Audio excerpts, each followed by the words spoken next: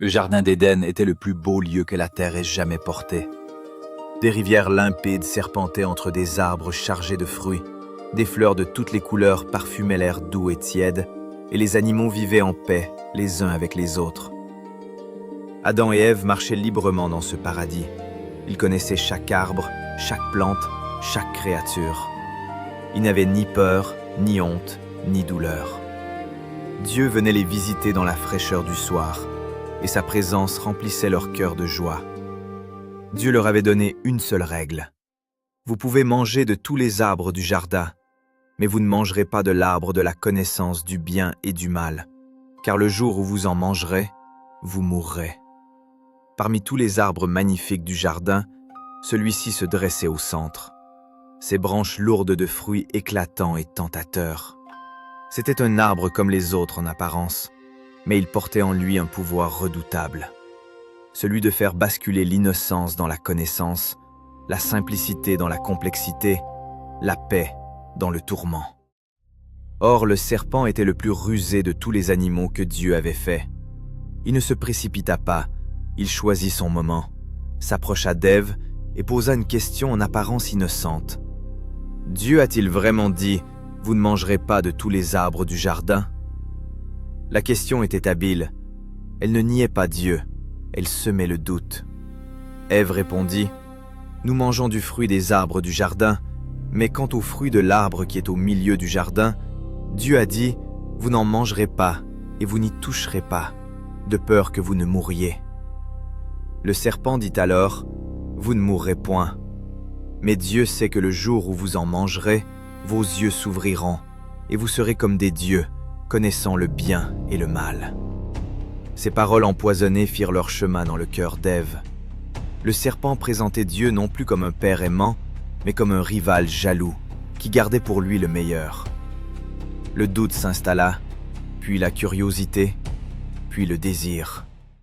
Ève regarda l'arbre. Le fruit était beau à voir, agréable à toucher, et désirable pour acquérir la sagesse. Elle tendit la main, cueillit le fruit, et en mangea. Puis elle en donna à Adam qui était avec elle.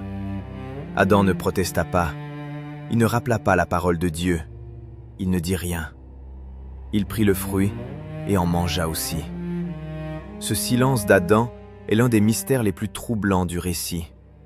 Lui qui avait reçu l'ordre directement de Dieu resta muet et obéit à la tentation sans un mot. Aussitôt, leurs yeux s'ouvrirent. Mais ce n'était pas la sagesse divine qu'ils découvrirent, c'était la honte. Ils virent qu'ils étaient nus et cousirent des feuilles de figuier pour se couvrir. Le monde n'avait pas changé, mais eux avaient changé. Quelque chose s'était brisé en eux, un lien invisible mais essentiel, la confiance pure qui les reliait à Dieu et l'un à l'autre. La transparence avait laissé place à la dissimulation. Quand ils entendirent la voix de Dieu qui parcourait le jardin dans la fraîcheur du soir, ils se cachèrent parmi les arbres. Pour la première fois, ils avaient peur de celui qui les avait créés. Dieu appela « Adam, où es-tu » Ce n'était pas une question d'ignorance. Dieu savait parfaitement où était Adam. C'était une question d'amour, une invitation à sortir de sa cachette, à se tenir debout devant son Créateur. Adam répondit « J'ai entendu ta voix dans le jardin et j'ai eu peur, parce que je suis nu et je me suis caché. » Dieu dit « Qui t'a appris que tu étais nu ? As-tu mangé de l'arbre dont je t'avais défendu de manger ?» Et là commença la première chaîne d'excuses de l'histoire. Adam dit « La femme que tu as mise auprès de moi m'a donné du fruit de l'arbre et j'en ai mangé. » Il accusait Ève et à travers elle, il accusait Dieu lui-même. « C'est toi qui m'as donné cette femme. » Dieu dit à la femme « Qu'as-tu fait ?» Ève répondit « Le serpent m'a trompé et j'en ai mangé. » Chacun rejetait la faute sur l'autre. Dieu se tourna vers le serpent. « Parce que tu as fait cela, tu seras maudit entre tous les animaux. Tu marcheras sur ton ventre et tu mangeras la poussière tous les jours de ta vie. Je mettrai une hostilité entre toi et la femme, entre ta descendance et sa descendance. Elle te frappera à la tête et tu la frapperas au talon. » Les sages y voient la première promesse d'un sauveur à venir, celui qui un jour écraserait définitivement le mal.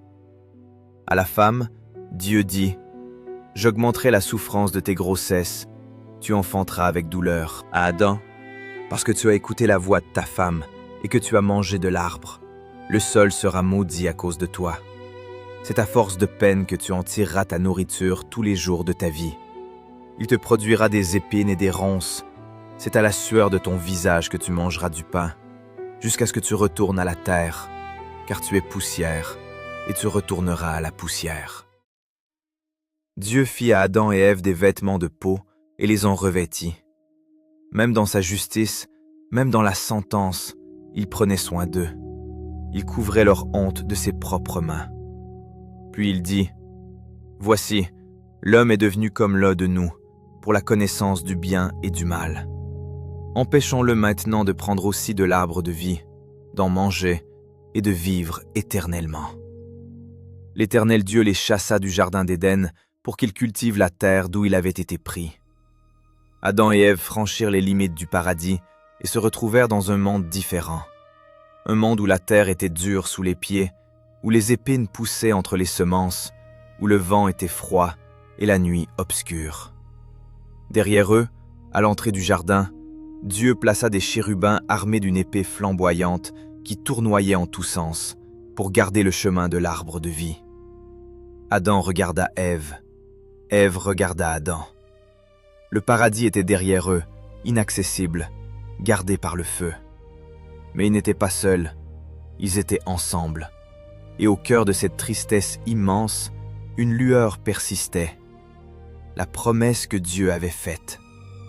Un jour, la descendance de la femme écraserait la tête du serpent. Un jour, tout serait restauré. L'histoire de l'humanité venait de commencer, et avec elle, la longue marche vers la rédemption.